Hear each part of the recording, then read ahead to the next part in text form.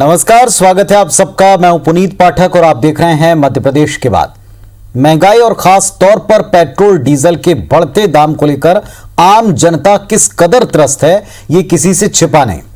आए दिन petrol diesel के दाम बढ़ जाते हैं और इसी बात का असर कह लें या इस वक्त की मजबूरी कह लें, आम इंसान तो छोड़िए, सरकारी अमला तक इन दिनों प्रदेश की सीमा पार करके पड़ोसी राज्यों से सस्ता पेट्रोल डीजल लाने लगा है। और तो और पड़ोसी राज्यों से पेट्रोल डीजल लाकर उसे बिना लाइसेंस के बेचा भी जा रहा है। सवाल पूछो तो सियासी दलों के अपने आरोप हैं, अपने तर्क हैं, पर सवाल तो आम जनता का है, उसकी बदहाली का है, उसे राहत मिलने का है। वो कब मिलेगी, कैसे मिलेगी, कौन इसमें छूट देगा, इसका जवाब ना तो किसी दल के पास है, ना कोई नेता इसका उत्तर दे पा रहा है।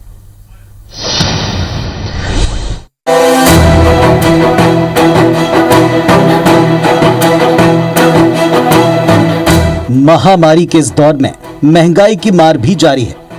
कोरोना से थोड़ा संभले ही थे कि महंगाई डायन ने जकड़ लिया है। पेट्रोल डीजल के दाम इतने बढ़ गए हैं कि आम आदमी की पहुंच से दूर होते दिख रहे हैं। पेट्रोल ने ऐसा शतक मारा कि बड़े बड़े बल्लेबाज भी क्या मारते होंगे। इन सारी बातों का लब्बो-लुबाब ये कि जनता इन दिनों बेहद परेशान है। उसे कुछ सूझ नहीं रहा, कहीं से राहत की कोई उम्मीद नहीं दिखती। सबसे पहले आपको बालाघाट लिए चलते हैं, जहां के लोगों का आजकल बॉर्डर पर छत्तीसगढ़ जाना कुछ ज्यादा ही हो गया है।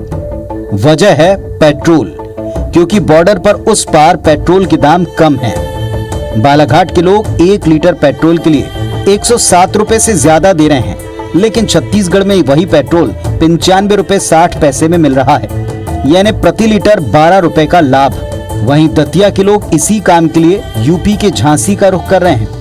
एमपी के बालाघाट जिले में आज पेट्रोल का रेट 106 रुपये पहुँच चुका है और मैं यहाँ 10 किलोमीटर दूर बस डलवाने आता हूँ पेट्रोल, तो मुझे यहाँ 95 रुपये 95 पॉइंट समथिंग में मुझे पेट्रोल मिल जाता है। 10 रुपये का अंतर है सर। एमपी में महंगा है, यूपी में सस्ता है, इसलिए लेंगे जहाँ प्रॉफिट मिलेगा वहीं से लेंगे। दूसरे राज्यों से पेट्रोल डीजल लाने के लिए केवल आम जनता ही परेशान नहीं है, बल्कि सरकारी अमला भी मजबूर है। इन दिनों भोपाल नगर निगम समेत कई अन्य निकाय उत्तर प्रदेश से डीजल खरीद रहे हैं। झांसी में नगर निगम को छूट के बाद डीजल 83 रुपए 50 पैसे में मिलता है, जबकि भोपाल में डीजल के दाम 96 रुपए 10 पैसे हैं। मतलब निगम को 12 रुपए 60 पैसे की प्रति लीटर बचत होती है। इतना ही नहीं, निगम भोपाल सिटी लिंक लिमिटेड की बसों के लिए डीजल बेच भी रहा है, वो भी बिना लाइसेंस। इस बारे में जब निकाय के मुखिया मंत्री भूपेंद्र सिंह से सवाल पूछा गया तो जवाब दिया गया कि निकाय गलत कर रहे हैं, उन्हें निर्देश जारी किया जाएगा। जबकि गृह मंत्री नरोत्तम मिश्रा तो इस मामले में अपना पल्ला झाड़ते ही नजर आए। ये विषय मेरी जानकारी में नहीं है, आज आपने बताया है, मैं नगर निगम से पता करूंगा और ये निर्देश जारी करूंगा कि मध्य प्रदेश से ही डीजल खरीदें। ये उचित नहीं है। अगर खबर सही है तो मुझे ऐसा लगता नहीं कि ऐसा होगा, और अगर है तो मध्य प्रदेश से ही खरीदा जाएगा। कांग्रेस इसके अलावा ट्वीट के अलावा कुछ कर भी नहीं सकती है, उन्हें करते रहेंगे। मौके की ताक में बैठी कांग्रेस इस मुद्दे पर हमलावर है। पूर्व मंत्री पीसी शर्मा ने कहा कि सरकार भले पूरी कमाई डीजल पेट्रोल से कर रही हो, लेकिन सरकारी विभाग खुद टैक्स का फायदा लेने के लिए यूपी तक जा रहे हैं। कि ये सरकार केवल चाहे मध्य प्रदेश की हो या दिल्ली की, केवल डीजल पेट्रोल से ही अपनी कमाई कर रही है। सरकारी नगरीय निकाय तो उत्तर प्रदेश से डीजल पेट्रोल लाना है और टैक्स का फायदा उत्तर प्रदेश को देना, जैसे विकास माओ, और मध्य प्रदेश की जनता पिस रही है, वो यही खरीद रही है। वैसे इनकी बात भी सही है। सबसे हैरान करने वाला बयान वित्त मंत्री जगदीश देवड़ा की तरफ से आया। उन्होंने सरकार की मजबूरी का हवाला देते हुए क्या कहा, आप खुद ही सुन लीजिए। आखिर सरकार को चलाने के लिए, योजनाओं को चलाने के लिए कई बार सरकार को कड़े निर्णय लेना पड़ते हैं, और आखिर पैसा ले भी रहे टैक्स से तो जनता के लिए ही तो जा रहा है ना भाई। इसलिए मुझे लगता है कि समय समय पर प्रदेश सरकारें निर्णय लेती हैं। सियासत की बात तो हो गई, अब आपको इंदौर लिए चलते हैं, जहां के ट्रांसपोर्टर बेहद परेशान हैं, क्योंकि बढ़ते डीजल का भार उनकी जेब पर असर डाल रहा है। आलम यह है कि इंदौर में केवल 30 से 35% ट्रक चल रहे हैं। बीते 2 महीनों से बंद के चलते 200 करोड़ का नुकसान ट्रांसपोर्टर को हुआ है। कोरोना जो काल है वो जो उसके अंदर या ट्रांसपोर्ट व्यापार और ट्रकों का बिजनेस तो पहले ही खत्म हो चुका था। ऊपर से डीजल मूल्य वृद्धि ने जो है इसकी कमर तोड़ के रख दी है। आज की तारीख में जो भी गाड़ियां चल रही है वो कॉन्ट्रैक्ट बेस्ड की जो गाड़ियां हैं वही चल रही है, बाकी ओपन मार्केट की गाड़ियां 60 से 70% सब खड़ी है। कुल मिलाकर पेट्रोल डीजल के बढ़ते दाम आम आदमी से लेकर सरकारी अमले और ट्रांसपोर्टर तक को भारी पड़ रहे हैं। सबका बुरा हाल है। दूसरी तरफ सरकार कच्चे तेल के दाम में इजाफे का हवाला देकर आए दिन दाम बढ़ाती जा रही है। वहीं विपक्ष के अपने दावे हैं। अब सवाल ये उठता है कि इस बढ़ती महंगाई पर लगाम आखिर कब लगेगी, कैसे लगेगी, कौन लगाएगा, आम जनता को राहत कब मिलेगी। Bureau report, IBC 24। तो लगातार आए दिन की बात हो गई कि दाम बढ़ते हैं, दाम बढ़ने के बाद आरोप लगते हैं। आरोपों के तर्क में जो उत्तर दिया गया, जो मंत्री जी द्वारा उत्तर दिया गया, उसी से एक बड़ा सवाल उठता है कि एक तरफ जो ट्रांसपोर्टर ही या आम लोग ही नहीं बल्कि अब तो सरकारी अमला तक जो जानकारी है, जो बातें सामने आई उसके मुताबिक या तो उत्तर प्रदेश की सीमा वहां से जाकर पेट्रोल डीजल ले रहा है या फिर छत्तीसगढ़ से पेट्रोल डीजल लेता है और ऐसा करके वो उसे अनुचित तरीके से बिना लाइसेंस के विभागों की बसों में चलाने के लिए खर्च भी करते हैं। अब बड़ा सवाल उठता है कि उत्तर प्रदेश एक बड़ा स्टेट है, वहां बीजेपी की सरकार है, इधर कांग्रेस पार्टी की सरकार है, छत्तीसगढ़ में एक छोटा स्टेट है। ऐसा क्या काम मध्य प्रदेश में हो रहा है जिसको लेकर के वहां पर दाम कम नहीं हो सकते और बाकी सब जगह ये जो दाम है वो कंपैरेटिवली कम रहते हैं। हमारे साथ में दोनों पक्षों के मुखर वक्ता हैं, अब्बास हफीज साहब कांग्रेस पार्टी की तरफ से और दुर्गेश केसवानी साहब बीजेपी की तरफ से। दुर्गेश जी, आप पार्टी के साथ आम लोगों की दिक्कत के साथ साथ कारोबार व्यापार को भी बखूबी समझते हैं। आपको नहीं लगता कि इस समय अगर सीमा पार करके लोग पेट्रोल डीजल ला रहे हैं, खरीद रहे हैं, वो भी विभाग के विभाग, तो जाहिर तौर पर सोचना चाहिए कि ऐसा क्या काम प्रदेश में हो रहा है जो बाकी प्रदेशों से लाना पड़ रहा है? क्या वहां पर कोरोना नहीं आया? क्या वहां पर स्थितियां नहीं बिगड़ी? क्या वहां पर लोगों ने प्राइस को कंट्रोल करने के लिए कुछ टैक्स कम नहीं रखे?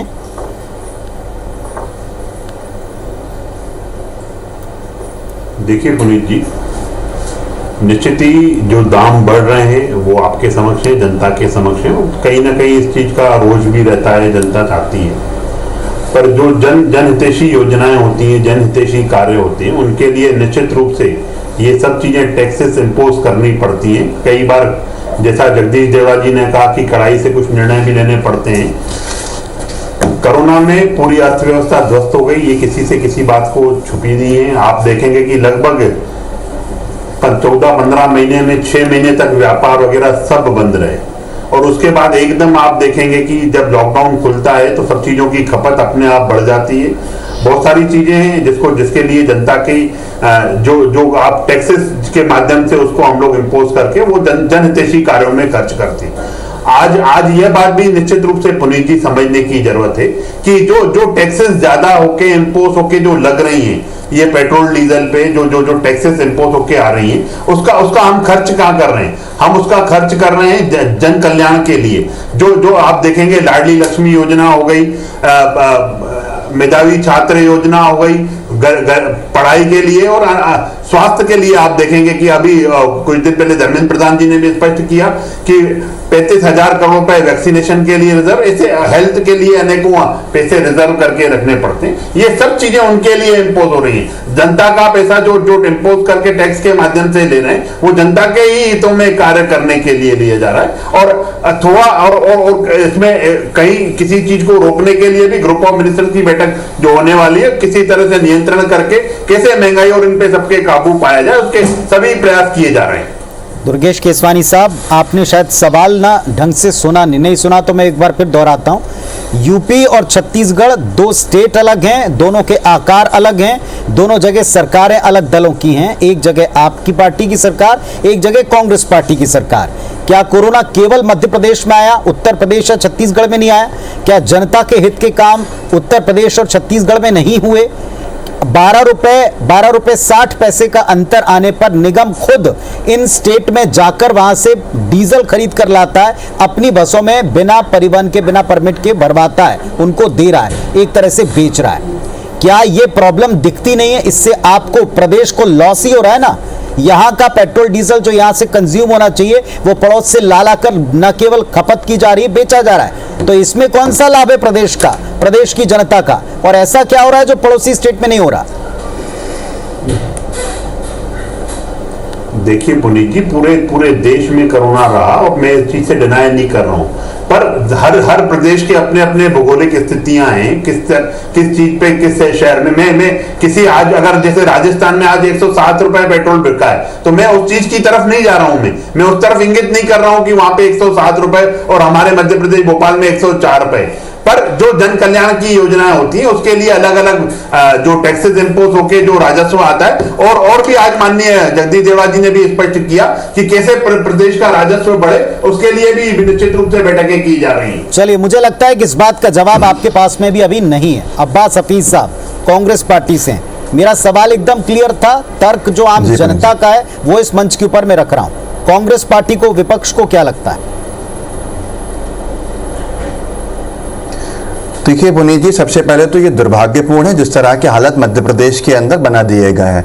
ये वो सरकार है जब ये विपक्ष में थे 15 महीने में और वहाँ बाढ़ के हालात बने थे और बहुत ही भीषण तबाही हुई थी मध्य प्रदेश में, केंद्र से कोई सहायता नहीं मिली थी, तो मजबूरी में एक टेम्पररी एडजस्टमेंट हमने किया था। उस वक्त हमारी सरकार में 5% वैट को बढ़ाना हमें पड़ा था और उस 5% को बढ़ा के हम 32% वैट को लाए थे टेम्पररी एडजस्टमेंट के लिए। लेकिन भारतीय जनता पार्टी ने हंगामा किया था और उस वक्त भाजपा के वो नेता विपक्ष में थे जब आज मंत्री हैं, उनका कहना था कि यह सरकार पहले दिन से लूटने की नियत से आई है इसलिए बढ़ा दिया है। हमने बढ़ा के 32% किया था वैट मजबूरी के अंदर, क्योंकि सहायता नहीं मिल रही थी और देरी हो रही थी, और यह कहा था कि 1-2 महीने में इसको वापस कर देंगे रिवर्स। लेकिन आज भारतीय जनता पार्टी सत्ता में है और इन्होंने वैट को 36% पर लाके खड़ा कर दिया। ये वो लोग हैं जिनको 32% वैट बहुत महंगा लग रहा था और आज 36% वैट जनहितैषी योजनाओं के लिए लग रहा है इनको। ये इनकी हालात है। कौन सी जनहितैषी योजना है जनता को लाभान्वित कर रही है, ये हम सबके सामने है। उसके बाद आप ये सोचिए कि मध्य प्रदेश, चलिए एक तरफ रख देते हैं, आपने खूब सारा वैट लगा के लूटना शुरू कर दिया। मैं केंद्र सरकार पे भी आऊंगा,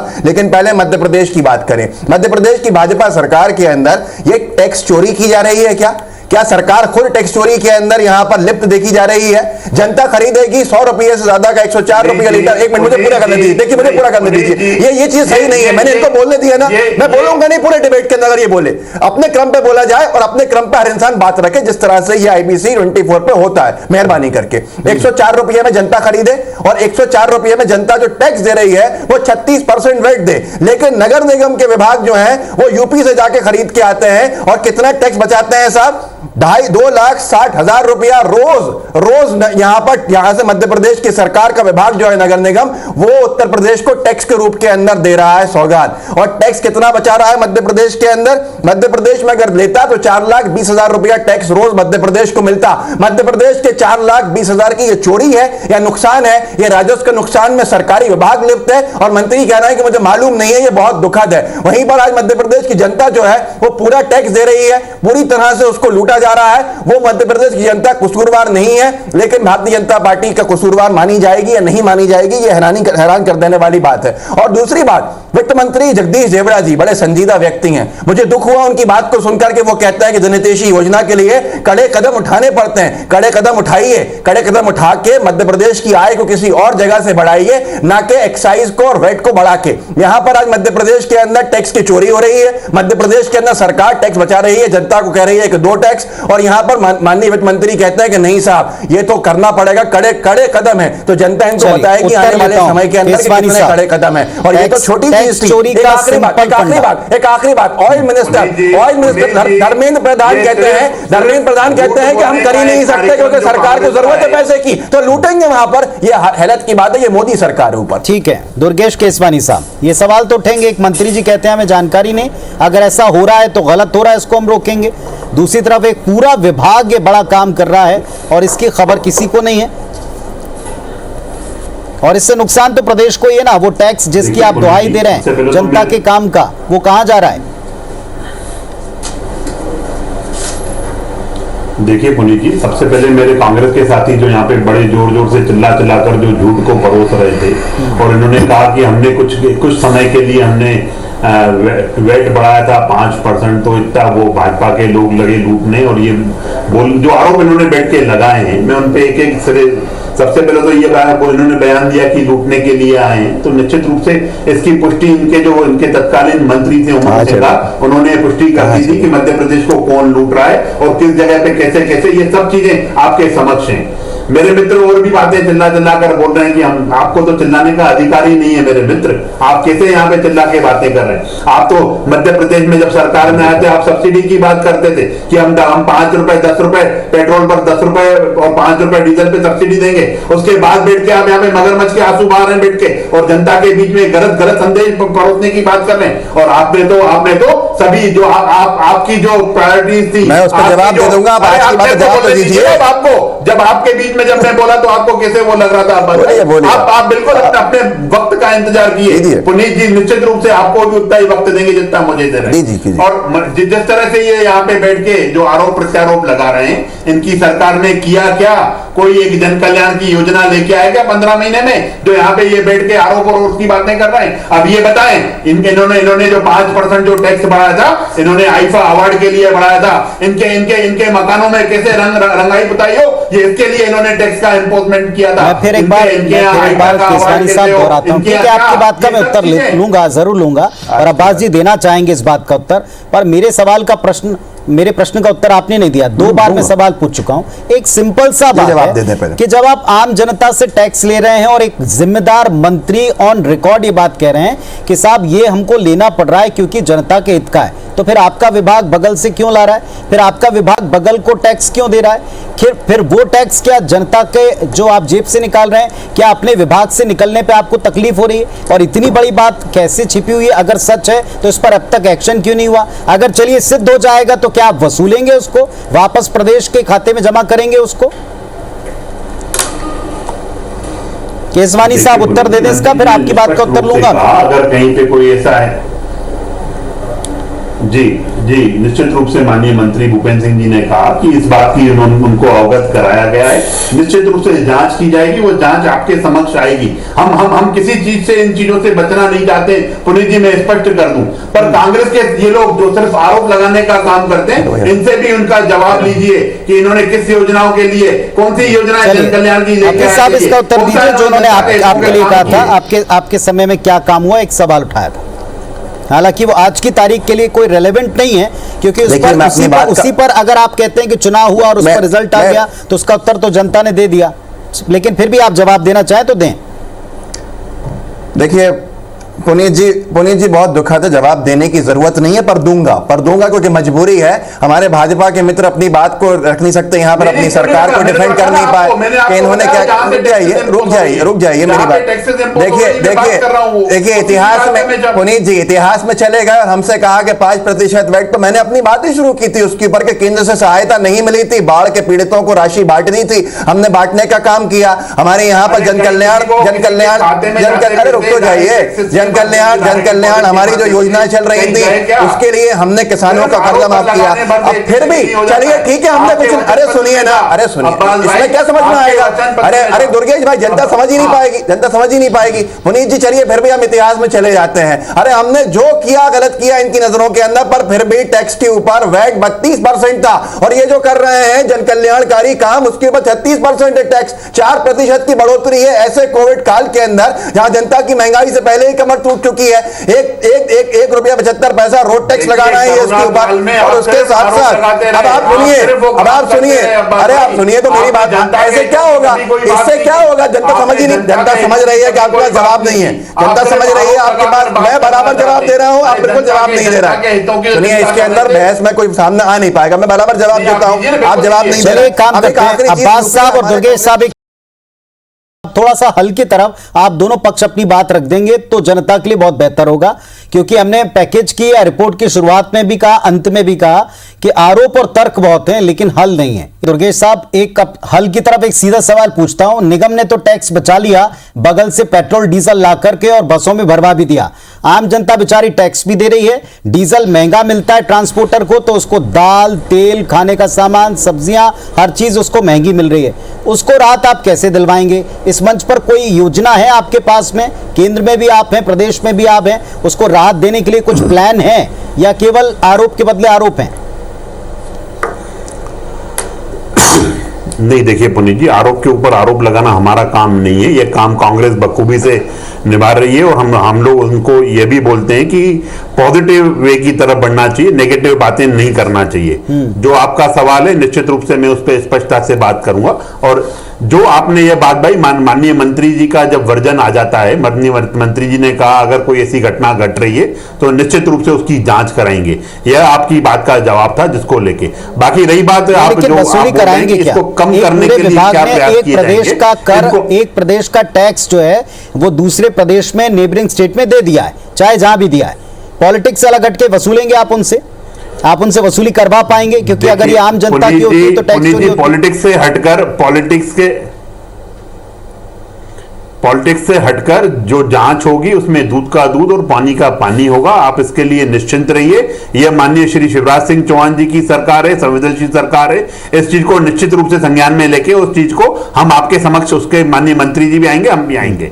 एक बात, और दूसरी बात, आप उस चीज में पुनीत जी आप मुझसे पूछ रहे थे कि इसके सुधार के लिए क्या किया जाएगा। तो निश्चित रूप से महंगाई कम हो, ये सब लोग चाहते हैं और हम भी चाहते हैं इस चीज को। पर क्योंकि कोरोना काल में आपने देखा एक लंबा समय से गतिविधियां, व्यापार, हर चीज को, चाहे रेहड़ी वाले हो, चाहे उनके लिए, चाहे किसान हो, हर एक तबके के लिए माननीय श्री शिवराज सिंह चौहान जी ने और केंद्र सरकार ने नियम दिए।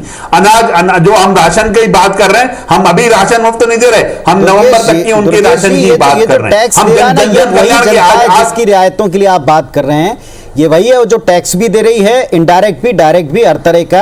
और ये आपसे पुनीत जी आपका लिमिटेड है। फाइनल कमेंट आपका प्रश्न में मैं निश्चित रूप से समझ रहा हूं। मैं बहुत विनती करता हूं दुर्गेश जी से कि वो डिस्टर्ब भी नहीं करें। देखिए, बहुत संक्षेप में बात रखिएगा, जो सबसे बड़ा समस्या है, सबसे इसका कंक्लूजन जो था वो निकलना जगदीश देवड़ा जी के पास से, जिन्होंने जवाब साफ दो टूक दे दिया कि हम कोई ऐसे मतलब कठोर कदम उठाने को मजबूर हैं जिनको टैक्सेशन में राहत देनी थी। भूपेंद्र सिंह साहब अपने निगम को रोक सकते हैं, विभाग को रोक सकते हैं, मतलब ये उसमें कोई राहत जनता को नहीं मिलने वाली है। एक आखिरी बात मैं कहूंगा, एक और बड़ी समस्या है। बड़ी समस्या यह है कि हमारे जो मध्य प्रदेश के लोग हैं, मूल निवासी, जिनके पेट्रोल टैंक्स हैं सीमा से लगे हुए, वो खाली पड़े हुए हैं, उनके व्यापार चौपट हो चुके हैं ये सरकार के कदम उठाने की वजह से। और एक आखिरी बात बस मैं अपनी जोड़ना चाहता हूं, वो ये है कि जब हम यूपीए कांग्रेस की सरकार में थे तो जो हमारा जो पूरा टैक्सेशन होता था, जो पूरी प्राइसिंग होती थी पेट्रोल की, 36% बेस प्राइस होती थी, 63% बेस प्राइस होती थी, 60% से ज्यादा उसकी एक्चुअल कॉस्ट हमारी होती थी।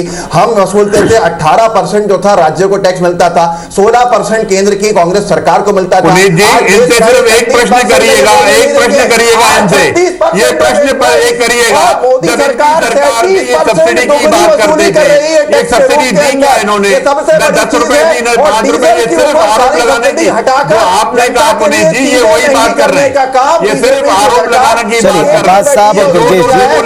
अब्बास साहब, दुर्गेश जी, ये मंच पे केवल दोनों पक्षों के वर्जन हम ले लेते हैं रिपोर्ट में भी, लेकिन यहां सक्रिय या एक्टिव डिबेट का मतलब केवल इतना है कि आप थोड़ा सा हल की तरफ देखें और जनता को समझ में आए कि कौन सा पक्ष क्या बार बार चीजें दोहरा रहा है, कौन केवल आरोप के उत्तर में आरोप दे पा रहा है। लेकिन चूंकि सरकार में आप दोनों जगह जिम्मेदारी आपकी महत्वपूर्ण बनती है, छवि और परसेप्शन कैसा बनेगा और क्या बनेगा यह आप बखूबी समझते हैं। बहुत शुक्रिया आप दोनों का जुड़ने के लिए। नमस्कार।